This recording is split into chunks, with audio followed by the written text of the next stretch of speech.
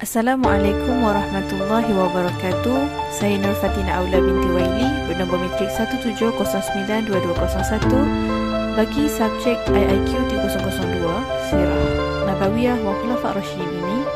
Saya telah memilih satu artikel untuk saya ulas yang bertajuk Kehidupan Umar Al-Khattab sebelum dan selepas pengislamannya. Baiklah, pertama sekali, siapakah Sayyidina Umar? Seperti mana yang kita tahu, Sayyidina Umar merupakan seorang yang sangat menentang agama Islam, terkenal dengan sifat tegas dan adil sepanjang tempoh pemerintahannya. Rasulullah SAW bersabda, "Umatku yang paling penyayang adalah Abu Bakar dan yang paling tegas dalam menegakkan agama Allah adalah Umar." Nama sebenarnya ialah Umar bin Al-Khattab bin Nufail bin Abdul Uzza bin Riba'ah bin Abdillah bin Qas bin Raza'ah bin Adi bin Ka'ab. Beliau berasal dari Bani Adi, iaitu salah satu suku keturunan Quraisy. Beliau dilahirkan pada tahun 584 Masihi di Mekah, iaitu 13 tahun selepas kelahiran Rasulullah. Ibunya bernama Hantamah binti Hashim bin Al-Mughirah dari Bani Makhzum. Seterusnya, bagaimanakah keadaan ataupun siapakah Umar sebelum memeluk Islam? Sebelum memeluk agama Islam, Umar Al-Khattab adalah penentang kuat kepada ajaran Islam.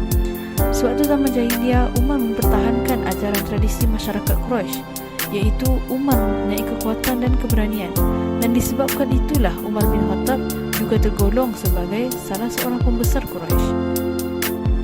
Dalam pada itu, Umar Al-Khattab pernah menjadi pendamai dan ahli diplomatik semasa zaman jahiliyah, di mana Umar selalu dilantik sebagai jururunding kaumnya untuk mengadakan perundingan antara kabilah yang bermusuhan. Sekiranya berlaku penentangan antara satu puak dengan puak yang lain, pasti mereka akan mewakilkan Sayyidina Umar untuk menandingi pihak lawan tersebut. Kisah palsu tentang Sayyidina Umar. Kita pasti pernah dengar bahawa Sayyidina Umar pernah menanam anaknya hidup-hidup sewaktu beliau sedang dalam jahiliyah. Sabda Rasulullah SAW yang diriwayatkan oleh Imam Muslim juga membuktikan bahawa orang Quraisy tidak terlibat dalam pembunuhan anak, terutama anak-anak perempuan. Seperti mana sabda Rasulullah SAW yang bermaksud sebaik-baik perempuan Arab ialah perempuan Quraisy. Mereka sangat penyayang terhadap anak-anak yatim sewaktu kecilnya dan mereka amat menjaga kedudukan harta benda suami. Riwayat Muslim. Seterusnya, bagaimanakah peristiwa memeluk Islam? Baiklah, di sini saya akan mengupas sedikit tentang peristiwa memeluk Islam semasa Nabi Muhammad SAW mula menyebarkan Islam secara terang-terangan. Umar Al-Khattab mempertahankan ajaran tradisi masyarakat Quraisy, iaitu dia sangatlah mempertahankan agama jahiliyahnya, dan pernah satu hari Umar bin Al-Khattab pernah berniat untuk membunuh Rasulullah SAW kerana dia antara orang yang paling kuat menentang Islam pada masa itu. Seterusnya, Umar Al-Khattab satu hari itu Umar bin Al-Khattab datang ke rumah adiknya dan mendapati adiknya telah memeluk agama Islam, dan sewaktu itu adiknya sedang membaca ayat Al-Quran daripada surah Taha. Apabila melihat adiknya berdarah kerana dia telah menampar adiknya, lalu beliau meminta maaf kerana telah menampar adiknya, kerana dia sangat marah bila mendapat tahu adiknya menyokong agama Islam ketika itu. Setelah tidak lama kemudian, beliau terasa terharu apabila mendengar ayat-ayat Al-Quran yang begitu indah, sehingga beliau memeluk Islam pada hari itu juga. Selepas peristiwa itulah beliau berjanji akan minumi Islam sehingga ke titisan darah terakhir. Dan seperti yang kita tahu, Umar Al-Khattab tidak segan silu untuk memberitahu pengislaman beliau secara terang-terangan pada waktu itu. Allah SWT telah mengabulkan doa Rasulullah SAW yang pernah baginda lantunkan, yang berbunyi, "Ya Allah, muliakanlah Islam dengan dua orang yang paling kau cintai, dengan Umar bin Al-Khattab atau Abu Jahal bin Hisham." Ternyata Allah lebih sayangkan Sayyidina Umar Al-Khattab kerana Allah telah memberi hidayah kepada Sayyidina Umar bin Al-Khattab. Selepas pengislaman Umar, semua umat Islam berani untuk mengamalkan ajaran Islam secara terang-terangan. Saya akan kongsikan satu peristiwa ketika ditanya oleh para sahabat bagaimana beliau mendapat gelar tersebut. Sayyidina Umar menjawab, gelaran Al-Faruq itu diberikan oleh Rasulullah kepada Sayyidina Umar. Dan Sayyidina Umar bercerita kepada sahabat yang bertanya tentang gelaran itu. Pada suatu hari, aku bertanya kepada Rasulullah, "Ya Rasulullah, adakah kita dalam kebenaran?" Jawab Rasulullah SAW, "Benar." Aku berkata lagi, "Kenapa kita beribadah secara sembunyi?"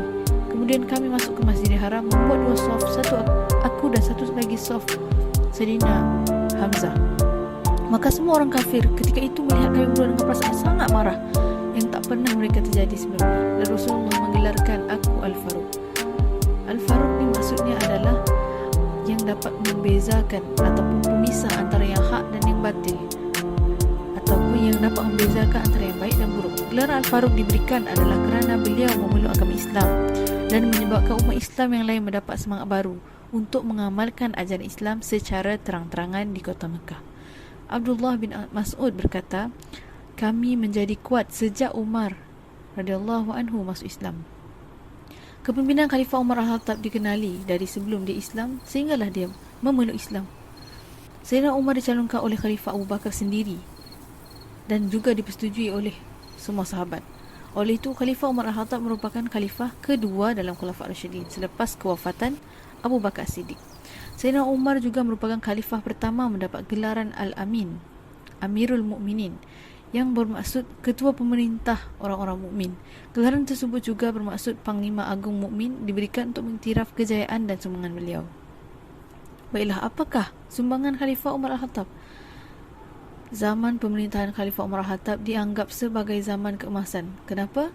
Kerana kerajaan Islam di Madinah banyak melakukan pembaharuan dan berlaku perluasan wilayah. Beliau merupakan pemimpin yang cekap dalam pemerintahannya selama 10 tahun menjadi khalifah. Banyak usaha yang telah dilakukan sama ada dalam bidang pentadbiran, ekonomi, sosial, sehingga pemerintahannya dianggap sebagai zaman kegemilangan kerajaan dan umat Islam.